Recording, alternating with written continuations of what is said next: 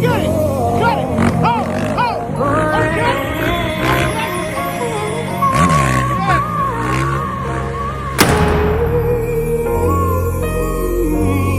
So today I was able to watch Charm City Kings on HBO Max starring Meek Mill.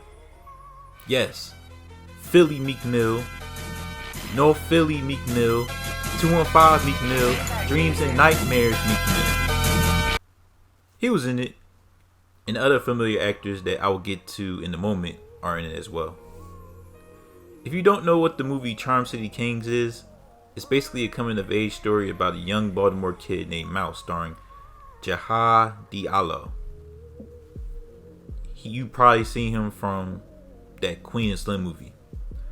Trying to join the biker gang who's led by blacks, played by Meek Mill. As Mouse and his friends tries to join the gang, he learns about the consequences that would happen if he joins a biker gang. I wanted to watch this movie because Meek Mill was in it. I wanted to know how he would act in a movie, and also just to see if I would like this movie or not. I could say that surprisingly I like this movie. Of course, it's just a typical coming of age story, but it's definitely something you can watch during your free time in the house with your family. Go! Let's fucking go! Let's go! I would say the acting in this movie is solid. Jahad did a good job playing Mouse. He was a regular kid from Baltimore that not only loved biking but loves animals. He was a veterinarian, and he loved his older brother who unfortunately died when he was younger. So Jahad did a good job being the lead actor, very likable. Taya Paris as Terry, aka Mouse's mom, was really good in this movie. Taya was in the movie a little bit, but when she's in certain scenes, you could feel her presence a little bit. So that's basically all I could say about her.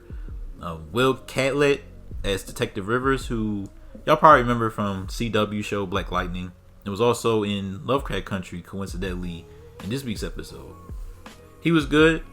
He was being a mentor to Mouse and was trying to be a big brother to Mouse. So that's all I can say about him as well.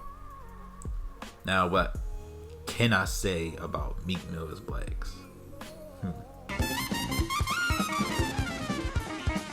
He was solid. Meek didn't feel out of place as Blacks. It was good for what he had to do. I didn't cringe or anything, so Meek did a solid job. No complaints from me. The rest of the cast did what they had to do, and some was kind of bland, but for the most part, it didn't really take away from the film, so it was alright overall. The plot really was typical. Young boy from the streets wants to join the group that will lead him into consequences, and then you know the rest of what happened. So that was kind of eh. I did like how they were talking about street bikers in inner cities. I know in Philly, bikers are everywhere in the city. They have their competitions here and there, and we celebrate it here. The creators of this movie really displayed the bike culture, and it got me interested in the movie. Negatives I will give the movie is certain characters become one thing and then a whole new character in the second half of the movie.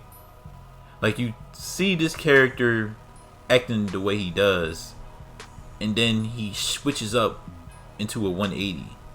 And it's just like, that was weird. Also, the love story between Mouse and his girl, I think you can live without. Also, I wish the movie would get more into the bike culture, like the races and how it impacts the city. So those are my negatives.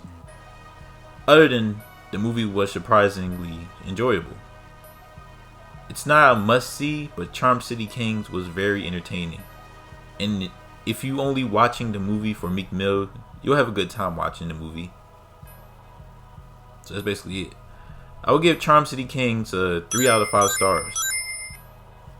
Make sure to like and subscribe to the channel. And I'm out. Peace.